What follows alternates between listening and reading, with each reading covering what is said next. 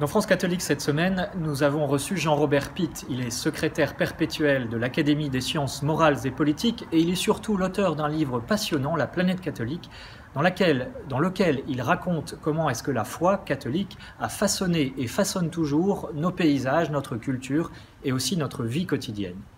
En revanche, il est un domaine où le décrochage est beaucoup plus flagrant, c'est celui du domaine de la vie, et c'est pourquoi nous avons choisi de consacrer un autre dossier au film Unplanned, qui sort début octobre en France. Alors Unplanned, en bon français, ça veut dire non planifié, et c'est l'histoire vraie d'une responsable du planning familial américain qui change complètement d'avis, qui bascule de l'autre côté, c'est-à-dire du côté de la vie, lorsqu'elle assiste à un avortement qui se passe mal.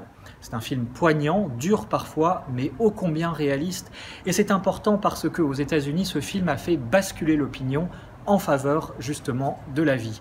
Et espérons évidemment qu'il en soit de même en France. C'est en tout cas le souhait que nous a exprimé Pascale Morinière, elle est présidente des AFC, dans France catholique cette semaine, sur ce film qui est à voir.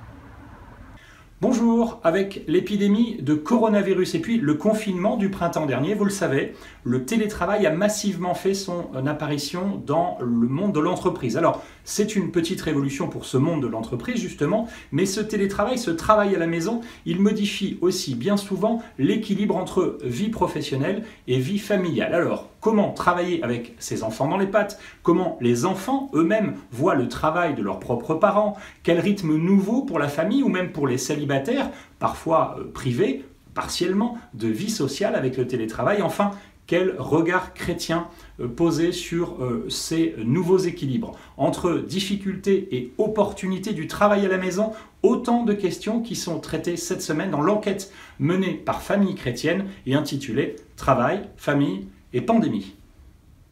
Au printemps dernier, nous sommes nombreux à nous l'être promis. Rien ne serait plus jamais comme avant. Nos aspirations étaient simples. Changer nos habitudes, ralentir, nous recentrer sur nous-mêmes. Et puis l'été est passé, la rentrée est arrivée et nos habitudes d'avant peut-être sont revenues. Aujourd'hui, comment repenser nos priorités? Quels moyens mettons-nous en œuvre pour cela? La vie, cette semaine, recueille des conseils pour faire des choix de vie, petits ou grands, qui aient du sens. L'hebdomadaire a également rencontré le cardinal Barbarin. 8 mois après, quel regard porte-t-il sur son procès, sa relaxe par la justice, mais aussi peut-être les erreurs qu'il a pu commettre? Nous l'avons interrogé. Et tout cela est à retrouver cette semaine dans l'hebdomadaire La Vie. C'est une une qui nous place dans la perspective de l'élection présidentielle américaine que propose Réforme cette semaine, avec une lecture critique du bilan de Trump à l'égard des plus fragiles, des populations les plus précaires. Réforme décryptera aussi l'instrumentalisation qui est faite de Dieu dans la bataille de la Cour suprême. Puis nous emmènerons nos lecteurs en Allemagne, où les églises protestantes, aussi bien que l'église catholique, font face à une hémorragie massive des fidèles. Pourquoi? Comment y faire face? Autant d'éclairages que nous apporterons dans nos pages. Enfin, j'évoquerai pour terminer 2 sujets. Le premier, une table ronde qui aura lieu à l'Institut protestant de théologie en ce mois d'octobre et intitulée « Bonjour les féminismes », un débat proposé par le groupe Orsay qui réunit une dizaine de femmes protestantes particulièrement engagées. Enfin, Réforme démarre une série théologique sous la plume d'Élian Cuvillier, enseignant et théologien, consacré aux paroles du Christ qui ont fait scandale. Tout cela est à retrouver dans Réforme et sur réforme.net. C'est un des rares sujets qui passe le mur du son. En cette période de tout Covid, on n'a jamais autant parlé de chasse que durant cette rentrée 2020. Et Le Pèlerin, très à l'écoute des territoires, a enquêté sur ce phénomène. Suspension de la chasse à glu, gros temps sur la chasse à courre et sur toutes sortes de pratiques jugées cruelles. Chasseurs et écolos s'affrontent, mais surtout en ces temps de division qui traversent toute la société, ils se radicalisent.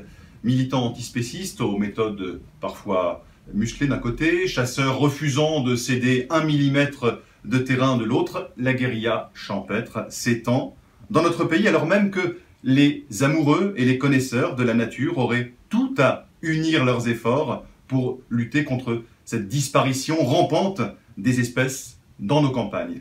C'est malgré tout le cas dans les Landes et c'est à lire dans Le Pèlerin.